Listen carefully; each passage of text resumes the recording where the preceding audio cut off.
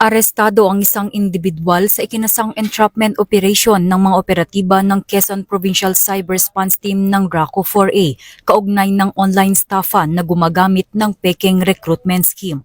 Nagugat ang kaso sa reklamong inihain ng isang negosyante matapos matuklasang ginagamit ng suspect ang pangalan ng kanilang negosyo upang mag-recruit ng mga teller. Sa investigasyon, lumabas na umabot sa halos 20 katao ang nabiktima ng peking job offer, kung saan bawat aplikante ay ipinagbabayad ng 5,000 piso bilang umano'y cash bound na ipinapadala sa pamamagitan ng online payment.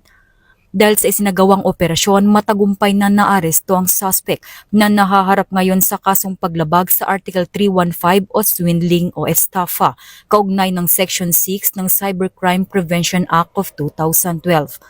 Muling pinaalalahanan ng PNP-ACG ang publiko na maging mapanuri sa mga online recruitment at job offers at tiyaking lehitimo ang mga ito bago magbigay ng pera o personal na impormasyon. Mula dito sa Campo Crame, ako ang inyong PNN correspondent, Patrolwoman Mary Grace Artizuela, nagbabalita para sa Police News Network, alagad ng batas, tagataguyod ng Balitang Pulis.